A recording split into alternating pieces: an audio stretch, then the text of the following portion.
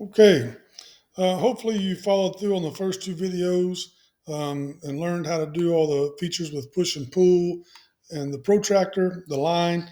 Now we're going to try to talk a little bit more about hip and valleys and irregular shapes that aren't necessarily something you would draw very frequently. So here we're going to think about putting a porch on the front of this house. So first we have to do is come up with some measurements. So let's take our tape measure tool and let's see that door is about 12 foot. So let's do 8 feet and get a line. Then we'll draw R for rectangle. And we're going to draw a rectangle 12 by 12, 12 feet, comma, 12 feet, enter on the front of our house. And we're going to do the same steps we learned in the video number 1 using the P for push-pull feature, and then F for offset. And then we're going to rise this up again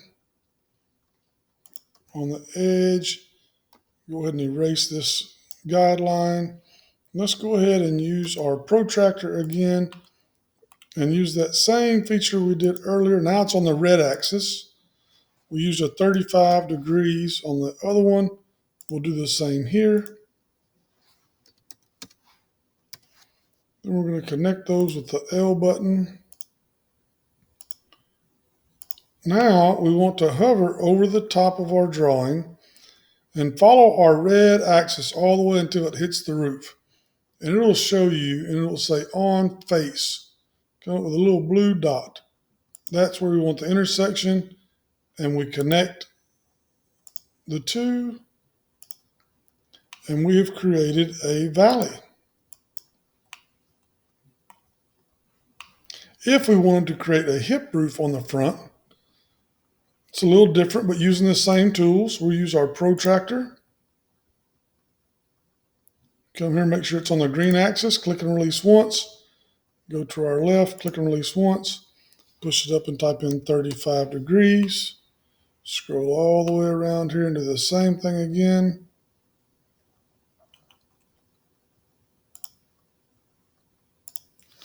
$35.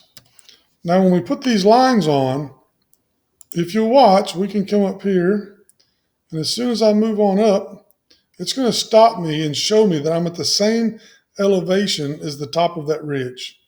So if I click there and then create a horizontal line on the green axis over there, and then click back down to the bottom, it'll create a new roof on the front that looks something like that. Now, if we erase this, it's going to erase the whole roof.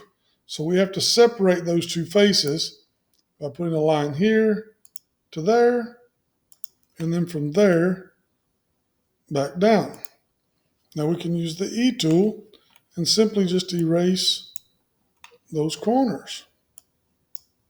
Be careful not to erase too much. You can always hold the Control Z button to go back if you do. Then when we erase these front two, it leaves us with a hip roof. And that's a porch. It looks kind of weird because it's got walls on it. So we can select those and hit the delete button, and it will leave us now with our porch and what might be some columns in the future. Easiest way to do that is to zoom in here and draw a rectangle on the bottom and just make it 6, 6, enter. Because we added a new line, it automatically finishes the faces for us. We'll do the same over here. So you have to delete them. 6, 6. It's going to do the same thing again. We have to delete those. And then you can take that face, it'll turn dotted line, and push pull and just drag it up. Now we still need to address that there's no porch beam under here, which is a whole nother conversation and a whole nother video. But I think that you get the idea. Okay. Now, if we wanted to do a different pitch roof on it, instead of a 35 degree, if you want to do a 45 degree, you would attack it the same way. On this end, we'll use our protractor and we'll do this. and just type in 45 degrees. And that's a lot steeper than a 35 degree.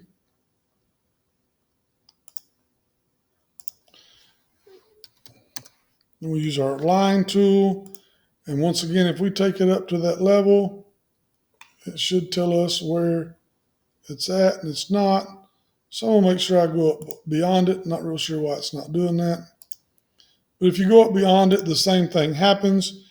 And then you're going to take your L tool with line and stop it at the intersection. And then when you rotate around, you can go ahead and delete those, and delete the front. And now you can see that is a much greater pitch than the 35 that we did previously. Okay, same principle, just a little bit different of an outcome. All right, so that's that video. Come back for the next video and I'll show you a little bit of how to do heights difference on your roofs for your walls for video number 4.